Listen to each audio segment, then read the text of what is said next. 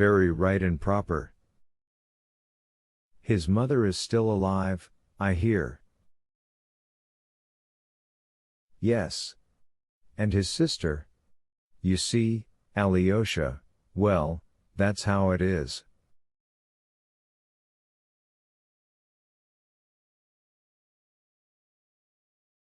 Alexei gave Nikolka a sideways glance and did not ask any more questions.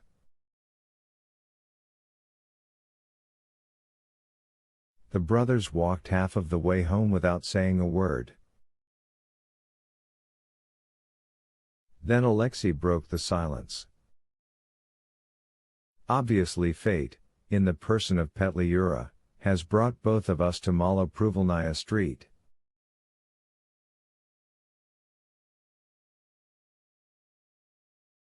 Well, I expect we'll both be going back there again. And who knows what may come of it. Eh? Nikolka listened to this enigmatic remark with great interest and asked in his turn.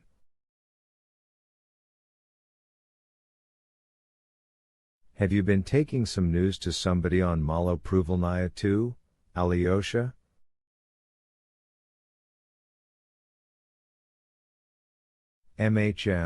Answered Alexei. Turning up his coat collar, he buried his face in it and said no more until they reached home.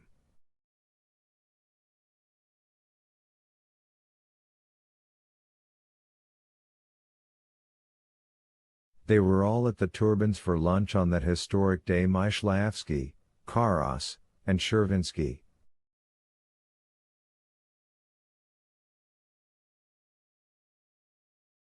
It was their first meal together since Alexei had been lying in bed wounded.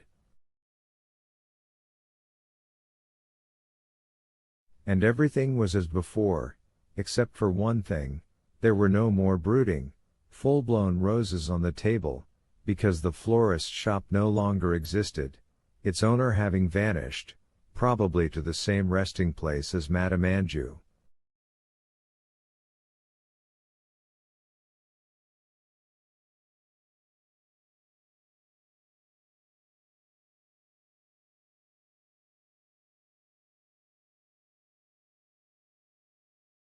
There were no officers' epaulets on the shoulders of any of the men sitting at table, because their epaulets too had faded away and melted in the snowstorm outside.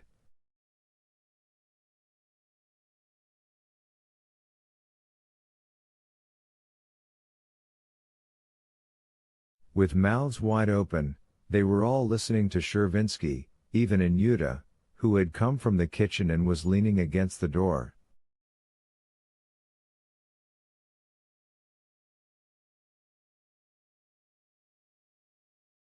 What sort of stars? Asked Myshlayevsky grimly. Little five-pointed stars, like badges, in their caps, said Chervinsky.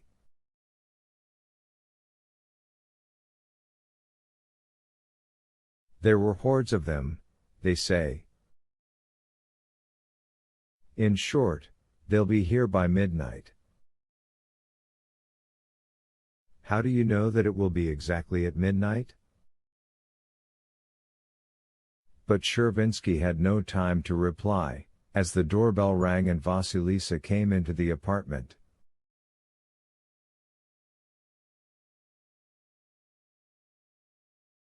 Bowing to right and left, with handshakes for all and especially warm one for Karas, Vasilisa made straight for the piano, his boots squeaking.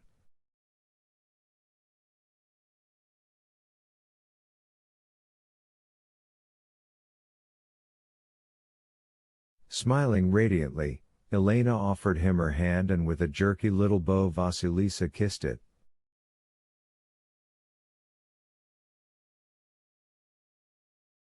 God knows why, but Vasilisa is somehow much nicer since he had his money stolen, thought Nikolka, reflecting philosophically, perhaps money stops people from being nice.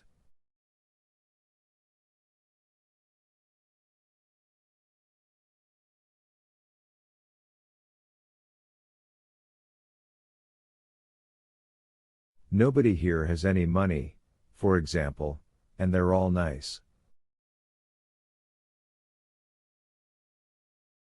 Vasilisa declined the offer of tea. No, thank you very much. Most kind. Giggle, how cozy it is here, despite the terrible times.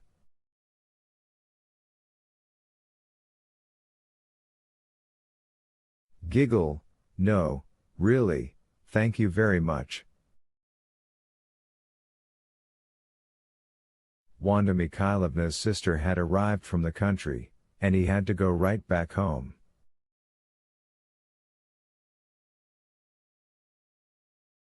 He had only come to deliver a letter to Elena Vasilyevna. He had just opened the letterbox at the front door and there it was. Thought I should bring it up right away. Goodbye. With another little jerk, Vasilisa took his leave. Elena took the letter into the bedroom. A letter from abroad? Can it really be? Obviously there are such letters, you only have to touch the envelope to feel the difference.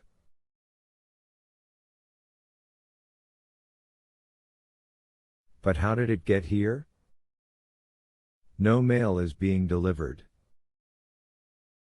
Even from Zhytomyr to the city letters have to be sent by hand. How stupid and crazy everything is in this country. After all, people still travel by train, why not letters? Yet this one got here. Bad news can always be sure of getting through. Where's it from? War? Warsaw. But the handwriting's not Tallberg's. I don't like the look of it.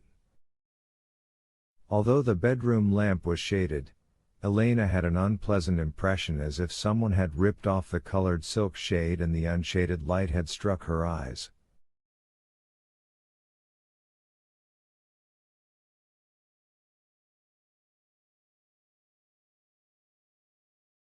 The expression on Elena's face changed until it looked like the ancient face of the Virgin in the fretted silver icon cover.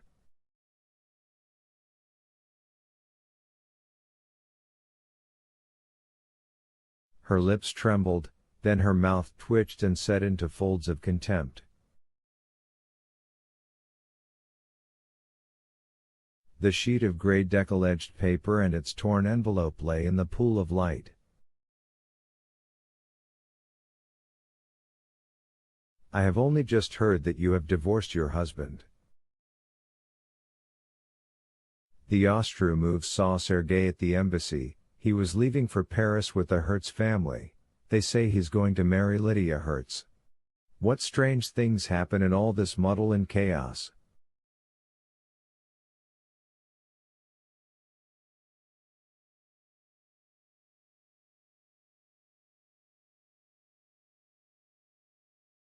I'm sorry you didn't leave Russia, sorry for all of you left behind in the clutches of the Mudiks.